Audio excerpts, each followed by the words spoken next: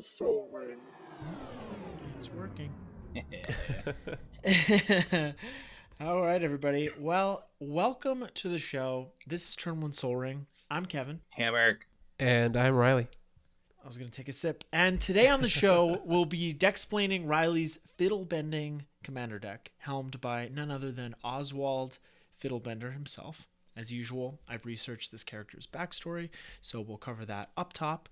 Then we'll move on to the deck categories and wrap things up with our honorable mentions segment. But before we get to any of that, Eric, how can listeners find us? They can find us over on Instagram at Turn One Soul Ring the Podcast. Also, you can message us directly, turn1soulringthepodcast at gmail.com. We throw everything up onto YouTube. Turn One Soul Ring the Podcast is the easiest way to find us over there. And we also have something called a Patreon page, patreon.com/turn1soulring. It's got a lot of cool stuff over there. If you really like the show, definitely head over there to check out some other cool stuff that we got going on. Check it out on the gram. Thank you, Eric. Let's find out a little bit more about this gnome artificer and where he came from. Backstory. So he's 1 and a white for a 2/2 legendary gnome artificer. He has magical tinkering, which costs a white, tapping him and sacrificing an artifact to search your library for an artifact card with mana value equal to 1+ the sacrifice artifact's mana value. Put it onto the battlefield, then shuffle. Activate only as a sorcery. Pretty solid creature right there. Yeah, it's kind of like doesn't enter tapped. yeah, like a birthing pod for artifacts. And the flavor text is going to make a lot more sense in a minute once I tell you a little bit about this guy's backstory. It's can't see this airship crashing in the near future, sturdy as a rock. Like a rock. So, he was a guy of many professions who sold potions and piloted an airship, of course, in the late 13th and early 14th centuries DR, which was the Dale Reckoning. I guess Dale was a pretty impactful guy. I don't know. If you know about that, leave us a comment. It's D&D's version of Urza. yeah, Dale. The Argivian Reckoning. Yeah. Well, I looked it up, in a lot of their like eras and recording of time is like a letter and then R, so it's like something reckoning. So I guess they use it a lot. Maybe WotC stole it from, or Magic stole it from D&D, but they've always been the same like company, have they not? Yeah. Or was Yeah, I mean, Wizards of the Coast bought Magic from Richard Garfield, but Richard Garfield noted, like, during the development, that it was heavily inspired by D&D. So yeah, especially the early lore, I think, was heavily inspired by D&D. Okay. All right. So Oswald lived in Icewind Dale with his niece, Marilee, and due to the mountainous and windy nature of Icewind Dale, he often confused his course and crashed his ship. And he referred to his airship as a laboratory and admitted to experimenting with dangerous potions mid-flight, which was really the cause of the crashes. So, you don't need to blame the weather. Maybe it was a combo. I really don't know. But anyway, he crashed his airship in Targos after flying all the way from Kuldahar, which was his hometown, and he set the northern part of that town, Targos, on fire when he crashed. So the potions caused the fire and caused the damage to not only the town but also his airship. But there were no casualties. Nobody died. So he fixed his ship with the spell Oswald's Mending, which must be a D&D thing, because was that a spell in this set? I don't know. I should have looked that up. No, I don't think so. So even though the material components required for the spell were difficult to acquire, so he must have had an ingredients guy, if you know what I mean. So then, after that, by the command of Lord Ulbrich, Oswald flew the adventuring group that defeated Targos, that town that I just mentioned, to the Western Pass in 1311 DR. That's Dale Reckoning, in case you forgot. It's just a funny word.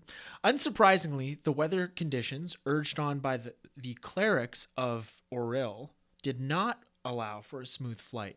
So the balloon supporting the airship popped and it fell to the ground, and then it crashed.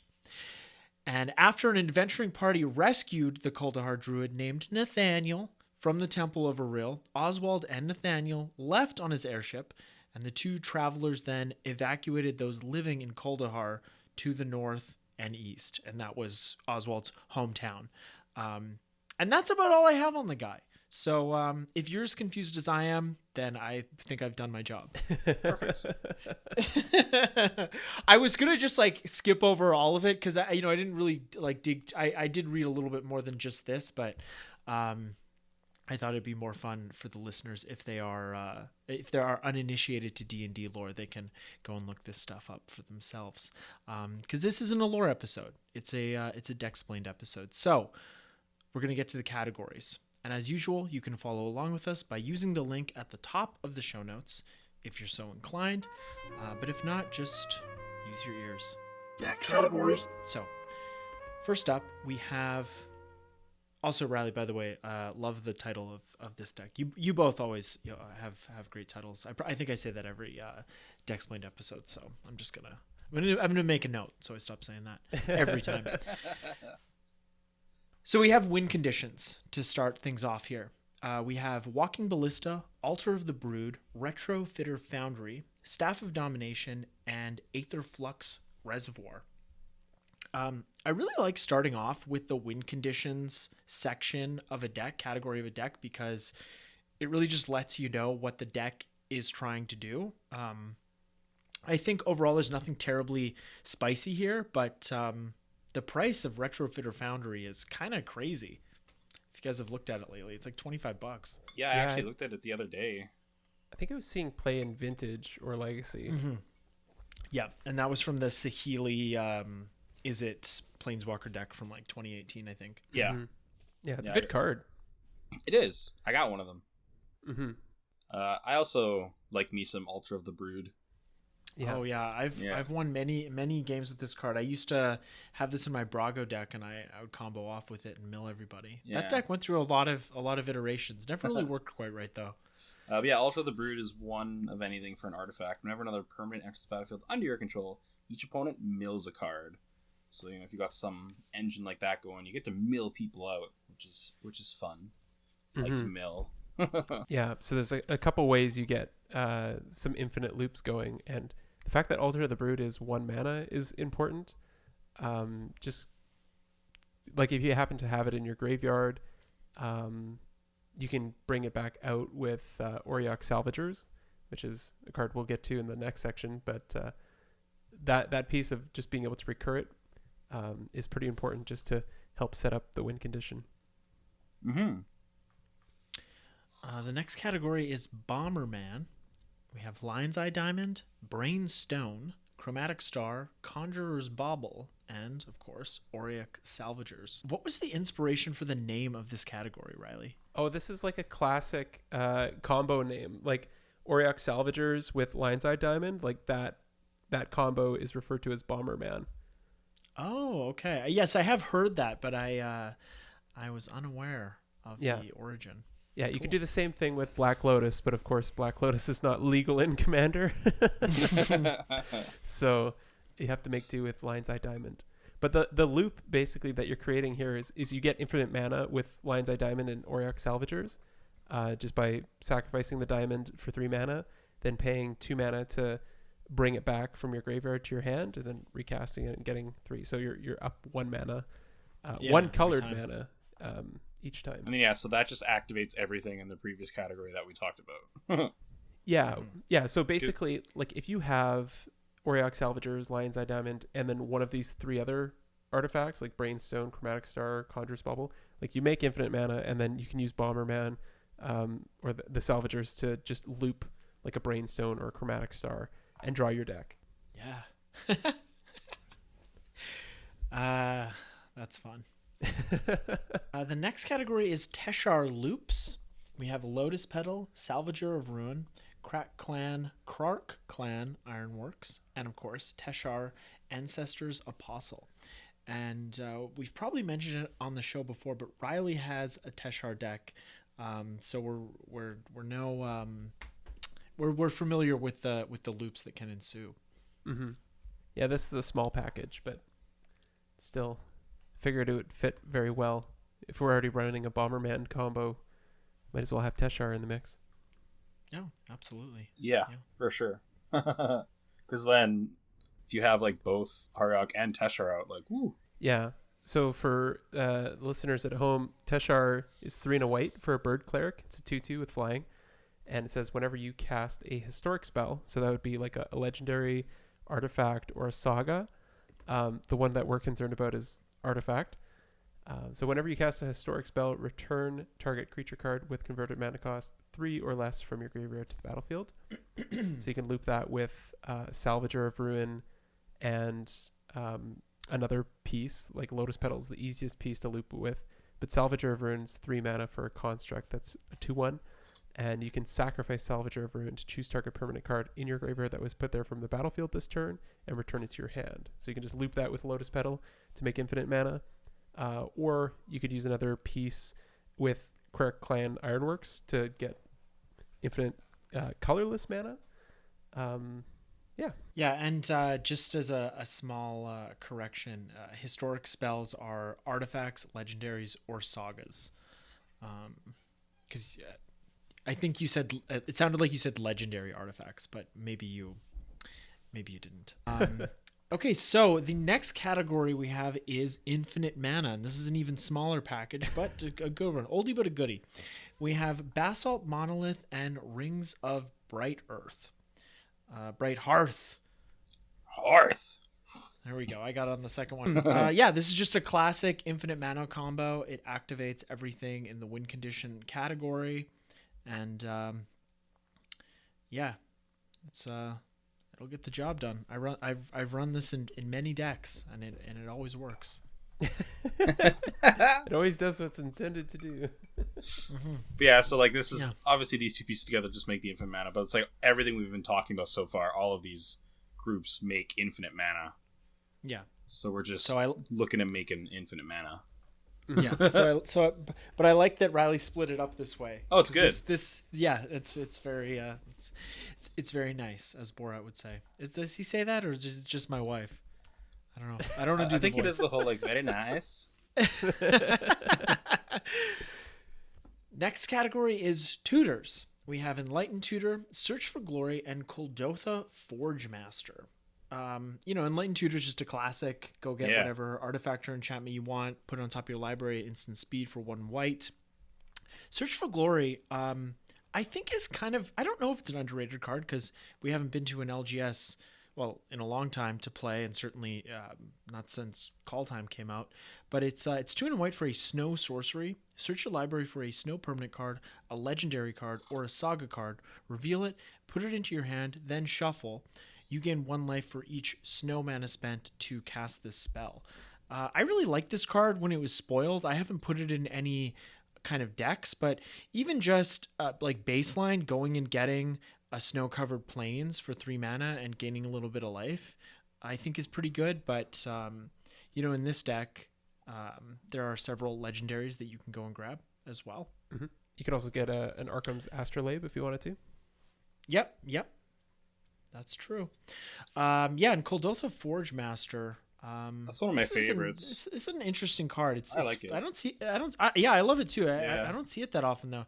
It's 5 mana for a 3/5 artifact creature construct, and its activated ability is tap, sacrifice 3 artifacts to search your library for an artifact card, put it onto the battlefield, then shuffle. So it's really great in any kind of like artifact token strategy. This was a real this thing kind of carried my my Duretti deck a lot of the time, but this is a solid card in here, especially. Yeah, because obviously we have so many ways like recurring stuff and sacking stuff we want to happen as well. This does everything that you want it to do, and then you're getting that piece that you need onto the battlefield. Mm-hmm. Yeah, just right on the battlefield, not tapped, no questions asked. It's nice. So next up we have Sack Fodder. Arkham's Astrolabe was already mentioned.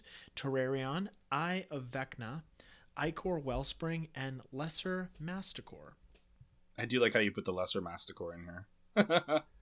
Yeah, it works really well if you're looking to get Basalt Monolith and Rings of Brighthearth. Yeah. Just in the sense that it's got persist, right? So it's going to come back. And then also, if you do make infinite mana, you have nothing else to do it on, you can just wipe the board. Yeah, that's true.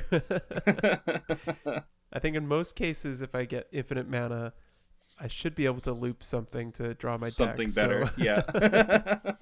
But it's always an out, right? Next category is Pyre Lines. We have Benevolent Bodyguard, Esper Sentinel, Mother of Runes, Thraben Inspector, Dawnbringer Cleric, Grand Abolisher, Ingenious Smith, Pyre of Heroes, Blade Splicer, Fiend Hunter, Priest of Ancient Lore, Ranger Captain of Eos, Treasure Hunter, and Palace Jailer. I love Palace Jailer. This is definitely one of my favorite Monarch cards. It's 2 and 2 white for a 2/2 human soldier. When it enters the battlefield, you become the Monarch, and when it enters the battlefield, exile target creature an opponent controls until an opponent becomes the Monarch. I just love the Monarch mechanic. Yeah, good card. I mean, definitely better in 1v1, but still, it seems to be fitting that I can have access to a form of removal through Pyre of Heroes. I mean, Pyre of Heroes is what the section is kind of based around.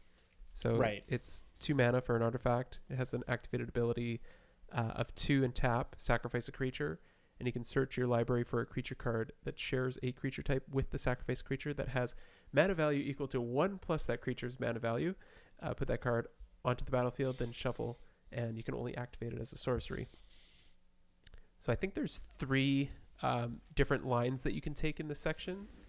Human is an important one, because human, all the way up the chain, you can get up to Oriok Salvagers.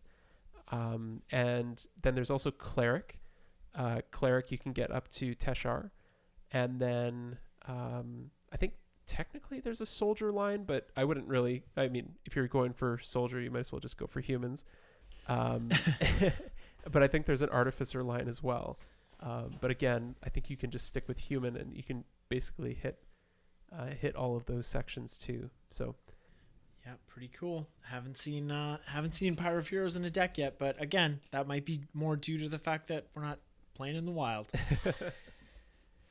Next up, we have Graveyard Use. We have Argivian Find, Salvage Scout, Mere Retriever, Restoration Specialist, Argivian Archaeologist, Scrap Trawler, and Daring Archaeologist. It's nice to see Argivian Find in a deck. I haven't seen this in any deck ever that I've looked at for Commander. I love this card. It's a really good rate. It's 1 white mana for an instant to return target artifact or enchantment card from your graveyard to your hand. So it's just the old regrowth for an artifact and super cheap. Mm-hmm. And an instant. So unless is regrowth an instant? No, it's a sorcery. No. It's sorcery. It's not that good. It's good though. Another card I did not know existed. Argivian Archaeologist. It's 1 and 2 white for a 1/1 human artificer, and it has an activated ability. It's from Antiquities. It has an activated ability for 2 white and tap. Return target artifact card from your graveyard to your hand, which is a pretty good rate. Like the power toughness isn't great, but the casting cost and the activation cost is pretty good, and it's just repeatable. You just get to return an artifact to your hand. Yeah, it's pretty sweet. Is this on the reserve list? Yes, it is. Yeah, it's like over a couple $100. So okay, I wouldn't be going out of my way to buy this. It's not critical to the deck, but just some value.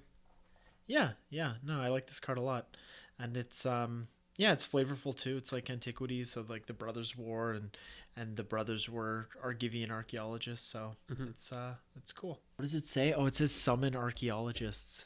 Yep. Archaeologists. That's great. That's a lot of text.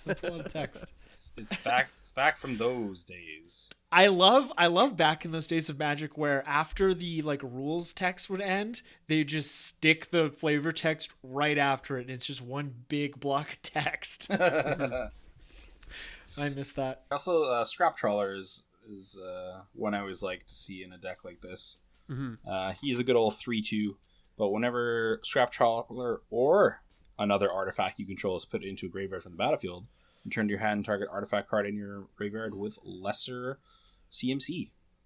So, yeah. That's perfect. Yeah.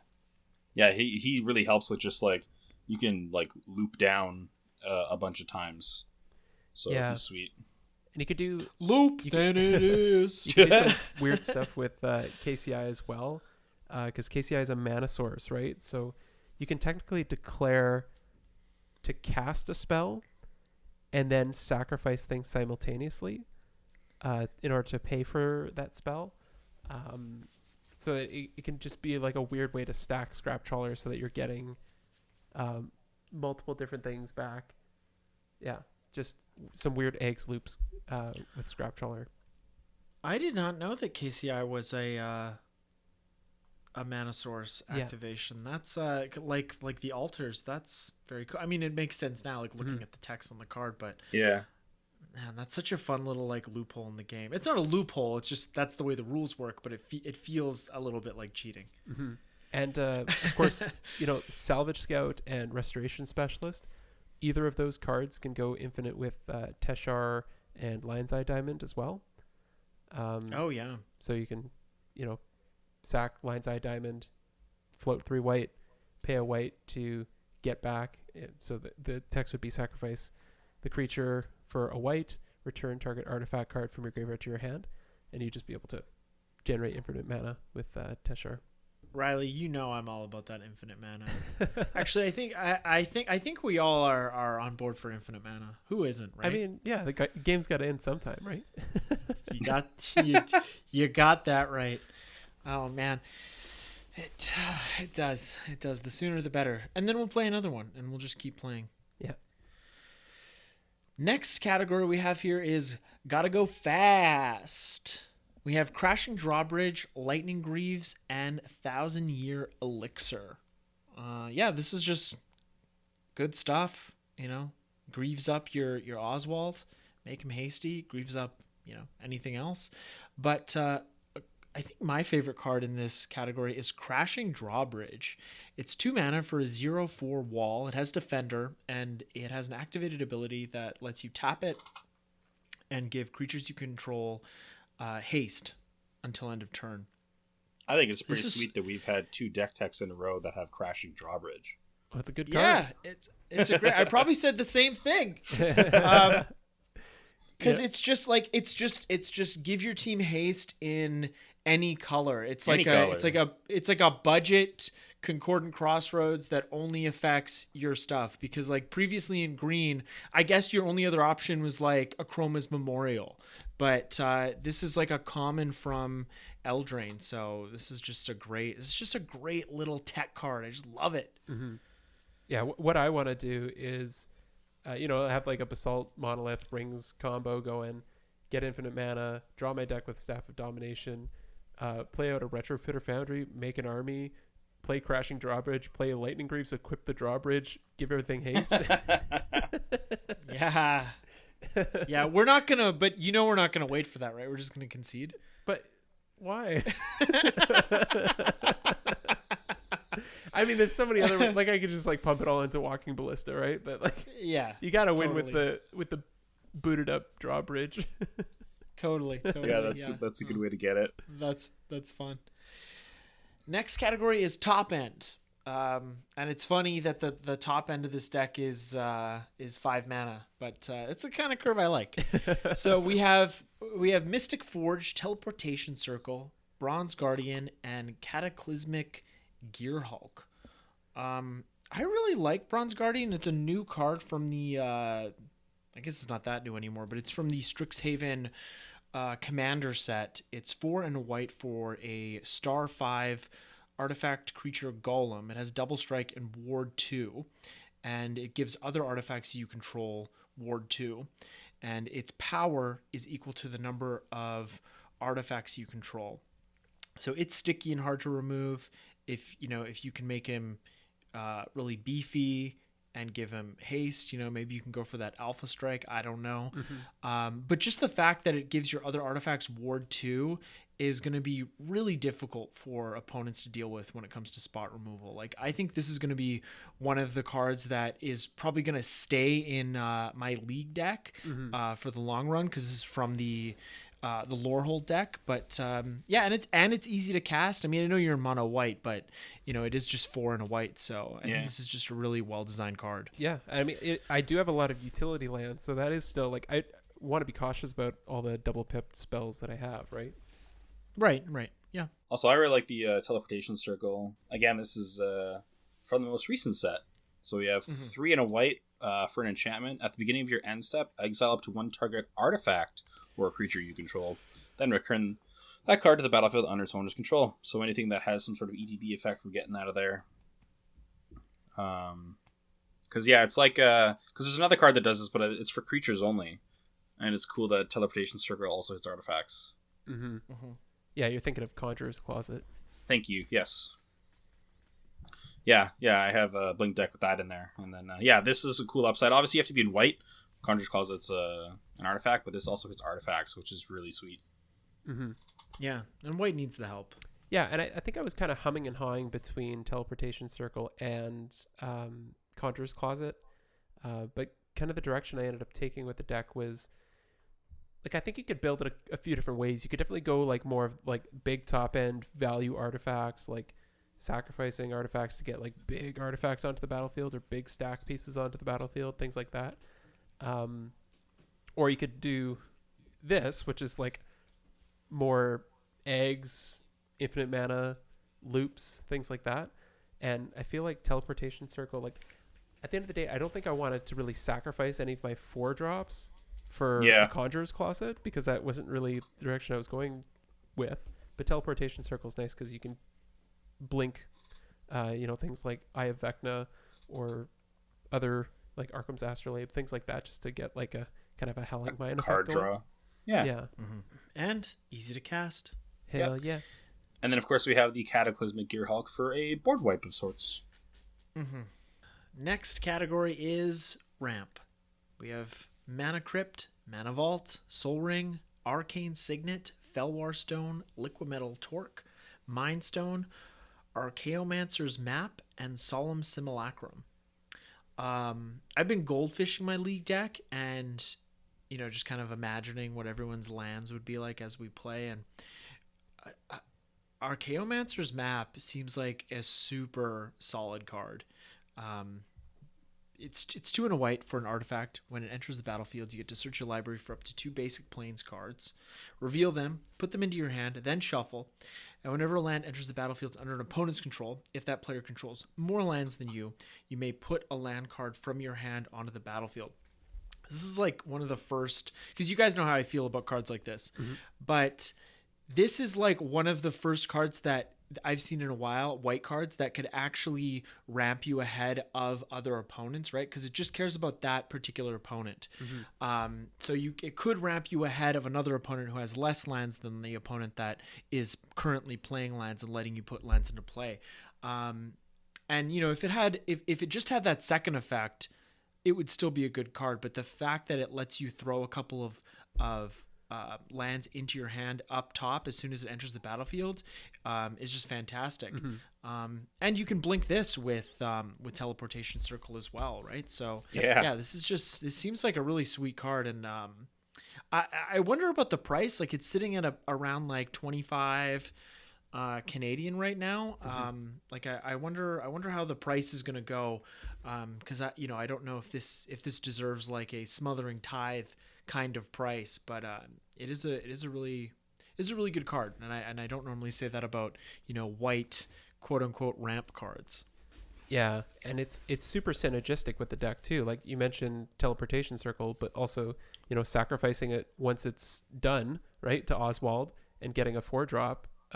That's pretty big game too. Like I could just imagine playing this, turn cycle goes round, you put 1, maybe both of your lands from your hand onto the battlefield. And then this is like just a rock that's ready to be sacrificed. Like, I think it's just going to be a nice glue piece, a nice role player. Yeah. It gets you your Solemn Simulacrum. Yeah. Or a Mystic Forge. I'm thinking Mystic Forge. Yeah. Or KCI. Yep. Yeah. Yep. I love seeing Arcane Signet in monocolored decks. It just shows like, it's good. It works. Just shows how good it is. Yeah. It just shows how good it is.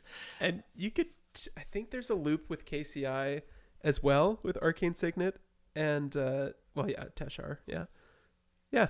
So when it comes down to it, it's a good card.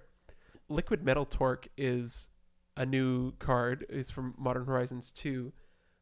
But one that I'm super excited for. I just felt like it went perfect for this deck. Oh yeah, totally. So it's 2 mana for an artifact. You can tap to add colorless, or you can tap and target non-land permanent becomes an artifact in addition to its other types until end of turn. So just the fact that I've got like these 2 themes going on. I've got the Pyre of Heroes line, and I've got the Fiddlebender line. Just the ability to cross that Pyre line over to Fiddlebender, I think is pretty strong. Just like, say take like a random Blade Splicer and turn it into an artifact and then get a 4-drop artifact out of the deal. I think that's pretty big. Yeah, so just destroy Liquid Metal Torque on site. No. Next up, we have the lands package. We have Blast Zone, Buried Ruin, Emeria the Sky Ruin, Hall of the Bandit Lord, Inventor's Fair, Mistvale Plains, Scavenger Grounds, personal favorite, also Strip Mine, Treasure Vault, Urza's Saga, Wasteland, Expedition Map, and Crucible of Worlds. I love seeing Hall of the Bandit Lord in a deck. It's a legendary land. It enters the battlefield tapped, and I love that. But you can tap, pay 3 life, and add a colorless mana to your mana pool. And if that mana is spent on a creature spell, it gains haste. So great for your commander. It's just any kind of deck where your commander has an activated ability and it's a type of commander that you want to get out fast, or at the very least when you want to cast it, you want to be able to utilize its activated ability immediately. This is a card that you want to think about. Assuming you play it the turn before you play your commander because it enters tapped. What is the price tag on this? I'm sure it's because this has never been reprinted. Oh, it's got to be. Yeah, check that. It's around the $20 mark. Oh, is that it? I would have thought more. I guess. I mean, I guess the entering tapped holds it back. Yeah, exactly. Like if it didn't enter tapped, the price tag would be way higher, I think. Oh yeah. Oh, for sure. Totally. Yeah. Yeah. $25.61 USD Scryfall. You can currently pick up copies for like $20 at Face to Face. Oh, nice. That's not even USD. I love Strip Mine. Yay, Strip Mine's in the deck. But no, a really cool land actually is Emeria the Sky Ruin. Mm-hmm. So it also enters tapped, but at the beginning of your upkeep, if you control 7 or more planes, you may return target creature card from your graveyard to the battlefield. This is a really good card for like mono white deck. I'm kind of hoping that I don't get into the position where like Emeria's turned on. I'm kind of hoping that you win before then. I win before then, but it's kind of like a nice backup plan, I guess. Yeah. And Mistvale Plains is kind of similar in that vein that it can, the cards don't go to the battlefield, but you can get them back into your deck to tutor for them. It's a, I think it's from a cycle originally from like Shadowmoor or something. So they're non-basic lands, but they have the basic land types. Mm-hmm. So it's a land plains. It taps for white. It enters the battlefield tapped. And you pay 1, tap it, put target card from your graveyard on the bottom of your library, and you can only activate this ability if you control 2 or more white permanents. So there's a few enter tapped lands, but the curve on this deck is so low, I don't think it's going to be a problem. Yeah, and Mistvale Plains and Conjurer's Bauble, like if you back up to the Bomberman section, like that does a similar kind of effect where it's putting things back into your deck. So you could go, reuse Pyre of Heroes or Oswald to get back the CMC you need to keep that chain going. Maybe I'll just Vandal Blast. I see you don't have a mana tithe in here. You know what? One land in particular I want to point out is Treasure Vault. So this is a new one from the D&D set. It's an artifact land. You can tap for a colorless, or you can pay XX and tap it and sacrifice it to create X treasure tokens. So the reason I'm pointing this one out is because with Basalt Monolith and Rings of Brighthearth, if you generate infinite colorless mana, you could turn that mana into white mana, if that is at all necessary. So yeah, like if you don't have another way to make white mana, blah blah, white mana, that's a really good way to do that. Mm-hmm. And our last section here is just lands. We have Ancient Den, Ancient Tomb, Darksteel Citadel, and 22 snow-covered plains. So you definitely do have enough snow-covered plains to turn a Mirror on. Mm-hmm. Yeah, and then also like the Ancient Den and Darksteel Citadel can be sacrificed to Oswald to get a 1 CMC artifact from the deck, so it's really sweet to have those in there as well. Mm-hmm. Yeah, that's right. You can also sacrifice Mana Crypt to do that. Yeah, or Treasure Vault. Also, like, if you're having a rough time, your life total's getting low, and you're like, I can't deal with these 1, 2, 3 good for me kind of gambles every upkeep, you just sacrifice your Mana Crypt. Yeah, that's what I was thinking about Mana Vault for. It was like, oh yeah, I'll just tap it for 3 mana and sacrifice it to get like a Pyre of Heroes. Yeah. All right, so that is the end of the categories. So we're going to move on to our honorable mentions segment. Honorable mentions. And this is where Eric and I share some cards we think might work well in this build. I don't have that many. This was a tough one for me because I was really trying to keep the curve kind of low, or like as low as the rest of the deck. Yeah, and it's a very tight synergistic deck that Rowdy has really produced here. So I didn't do these in any particular like category order. I know that's sort of what we've been doing lately, but I didn't, so you're just gonna have to deal with it. So first up, I have Mage Rites Stone. It's 2 mana for an artifact. You can pay 1, tap it to untap target creature that has an activated ability with a tap in its cost. So I'm not sure what category this would go into, but it would give your commander an extra untap, or your Argivian Archaeologist. So, if you find that that's something that you need, you could always give this a shot. And it's a cheap artifact that you could also sacrifice to Oswald's activated ability. And he's holding a little egg, so that's nice too. That one's 2 mana, right? It's 2 mana, yeah. Yeah, so you could always sack it, get your 1,000-year elixir. Exactly. Yeah. There you go. First one I have here I think fits kind of into sack fodder. But it's a Soul Guide Lantern. So 1 of anything. Oh, yeah. And when it enters the battlefield, you exile target card from a graveyard. You can tap and sack it to exile each opponent's graveyard, or you can pay 1 and tap it to draw a card. Mm-hmm. It's just 1 to cast. So that's a nice little utility extra card. Yeah, that's a good one. Because it doesn't exile your graveyard, so it's kind of it's just like each safe. Opponent's, right? So, and if you're like in a playgroup with people that are doing graveyard shenanigans, and it's just 1 mana, right? Yeah, it's just 1 mana. Yeah, so that could even be an outlet to draw your deck with Auriok Salvagers. Oh yeah, nice. Yeah. So for ramp, I was thinking Mox Opal. It's not like you're going to have trouble getting Metalcraft. It's 0 mana for a legendary artifact. So if you control 3 or more artifacts, you can add 1 mana of any color to your mana pool. And, you can sacrifice it to get Soul Guide Lantern, for example. Mm-hmm.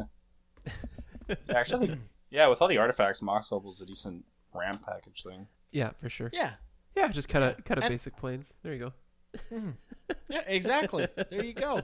That's the spirit. You don't want to get a Mirror online anyway. The more I think about Emiria, the more I'm like, I don't even know if that's going to be relevant. And even if it is, like, I think the best target is like getting back a Cataclysmic Gearhulk or something like that. Yeah. or maybe Teshar or Auriok Salvagers. Yeah, some way to win the game. Right. Some way. One of my other favorite eggs, so this can fit with like sack or ramp, is the Mycosith Wellspring. So this one's 2 mana for an artifact, and when it enters the battlefield or it's put into the graveyard, you search your library for a basic and put it in your hand. Yeah. This was definitely on the chopping block. I can see that. Yeah. So I figured since like you're really not concerned with the price of this deck, considering how much it costs. No, I'm gonna proxy this one. I was thinking that Metalworker could be fun. It's 3 mana for a 1/2 artifact. What is it? It's a construct. It has an activated ability: tap, reveal any number of artifact cards in your hand, and then you add 2 colorless mana to your mana pool for each card revealed this way. Man, I really prefer the syntax on older cards. Not categorically, but like a lot of the ways, you know, the changes they've made in recent years, I'm kind of like, I just like it the way it used to be. It feels more clear to me, but maybe that's just an old Magic player talking. But anyways, it is a little high on the curve, right? It's 3 mana, so that's not ideal, but it could give you quite a big boost of mana if you find that you need it. Also, the art is really fun. Yeah, that's some good art on that card. No kidding. Who's that? That's Dan Hazeltine. Right on, Dan. Go get him, I Dan. wonder if he's still alive. Yeah. What is that? How much does it cost? Not as much as I would have thought. It's not that bad. Maybe I'll get one for my league deck. Not a real one, of course. Okay, I got a card that makes a lot of artifacts. We have Servo Schematic for 2 mana. So it itself is an artifact, and when it enters the battlefield or is put into a graveyard from the battlefield, you make a 1/1 Servo artifact creature token. So you play this for 2, you get 2 artifacts, then you sacrifice it, and you get another artifact. I don't think I've ever heard of this card. Yeah, it was from like Kaladesh, Aether Revolt, somewhere around there. Aether Revolt, yeah. Okay, it's like those the Mycosynth, those little 2 mana cards, like the one that you just mentioned, and then the other one that's in the deck that draws you a card. Ichor Wellspring. Yeah. It's got those vibes. And you know, sure does. like an interesting thing about that is you could go back down through the chain, right? Like I don't think I would want to be backing up too often, but you know, if worse comes to worse and somebody blows up your 3 mana artifact and you have to start over, like I guess you could use the servo to start making your way back up. Yeah, because sack that at 0, get a 1 mana, and so on. Yeah. Yep. Take a few turns. Okay, the next card I have is Recruiter of the Guard. Oh yeah. It's 2 mana. It's 2 and a white for a 1/1 human soldier. When it enters the battlefield, you may search your library for a creature card with toughness 2 or less, reveal it, and put it into your hand, then shuffle your library. So, you know, I was just thinking this could fit into the Pyre line somewhere. Yeah. I mean, obviously, the fact that it puts the tutored up card in your hand, creature card in your hand, isn't great because the Pyre and I mean the whole deck is about tutoring up pieces and getting them right onto the battlefield. So I can see why this probably didn't make the cut. Yeah, well, it was definitely on the chopping block and something that I would definitely consider going back to. Just because you could get like Walking Ballista, you could get a Salvager of Ruin, you could get even like a Salvage Scout or a Mother of Runes or whatever. Like it's fairly versatile across multiple categories. Yeah. And I think you could even get your Teshar. Yeah, so slam dunk. Yeah. All right, so this next one is a little more out there fun stuff, but it's Treasure Keeper. So it's 4 CMC for an artifact creature construct. When Treasure Keeper dies, you reveal cards on top of your library until you reveal a non-land card with CMC 3 or less. And then you may cast a card without paying its mana cost, and you put the revealed cards at the bottom of your library. So by sacking this and getting some value out of it, you also get another card off the top of your library. Mm-hmm. And he's a little centaur, it looks like. Should be Construct Centaur. Ooh. Contar. Yeah, I thought about this one too. Yeah, he was again. Yeah, definitely on the list at one point, but got cut. Especially when when it kind of came down to it, I guess you could get a Kuldotha Forge Master or like a Bronze Guardian or Gear Hulk, but I think those are the only 5s, and I don't know. It's just if I was really hankering for that, I think Solemn does a decent impression. Yeah, and it's just a very like you just mentioned, Riley. Like it's just a really as you get closer to the top, it just gets really tight. Yeah. Yeah. Yeah, this card also kind of gives me like scrap trawler vibes a little bit as well. Okay, the next card that I have is where would I put this? I'd put this in graveyard use because this is just a redundancy. So it's Junk Diver. It's 3 mana for a 1/1 artifact creature bird. It has flying, and when it dies, you return another target artifact card from your graveyard to your hand. So this does essentially the same thing as Mere Retriever for 1 more mana. Mm-hmm. Yeah. So like again, a lot like the first card I mentioned. Like if you found that you needed a little more of that, not that you do. I mean that category is packed pretty full. But like for example, if you didn't want to proxy this out and you wanted to go a little more budget, this is a good option. Yeah, and there's definitely this is a deck that you could definitely. It's like $6. Junk Diver. Jeez, okay. Yeah, it's like what? It's I mean, at least on Scryfall, Urza's Destiny is like almost $6. Wow. And the other two prints are like $5 and like closer to $5. That's crazy. Why is this card so expensive? Wow. I don't know. I don't think I bought my copy for that much. Because no way. I do run it in my Teshar deck, which I've been thinking like I'll probably turn Teshar into Fiddlebender and test it out. But the nice thing about Junk Diver 2 is you could fit it into the Pyre line. Like you don't have a 2-mana bird, but if you want to turn Junk Diver into a Teshar's a bird. This is a little piece of tech, and it's called Ensnaring Bridge. So 3 of anything for an artifact. Creatures with power greater than the number of cards in your hand can't attack. So obviously if you have some people doing some crazy Voltron strategies and stuff like that, this deck is very low to the ground. You probably won't have cards in your hand. And so this is a really great option to kind of like not die from something early and then be able to just go off. Combos with Lion's Eye Diamond. Yeah. That's you really need to turn off just LED. Yeah. Just like one with nothing yourself. Yeah. Yeah. I didn't even think of Ensnaring Bridge. That's a really good tech card. So my next card is also a tech card in the same vein as Grand Abolisher, which I love seeing in every deck. But the card that I'm talking about is Defense Grid. It's 2 mana for an artifact. During each player's turn, each other player's spells cost 3 more to play. So Grand Abolisher just stops your opponents from casting spells, and let me just find it here. During your turn, your opponents can't cast spells or activate abilities of artifacts, creatures, or enchantments. So Defense Grid sort of does a similar thing. Like I've run both of these in decks before. In the same category to just kind of protect me when I'm piloting a combo-y deck, because Oswald's ability is sorcery speed, Pyre is sorcery speed, so you're going to be doing this on your turn, and so this kind of thing just protects you from your opponents trying to mess with you unless they want to pay 3 more for all their spells. Yeah. And if you're winning that early, they don't have 3 extra mana to counter spells or spot remove your stuff. No. They won't. I just have one more I wanted to talk about. Yeah, sure. It's a monocolored deck with snow lands, and there's no extra planar lens. Yeah. That's a good point.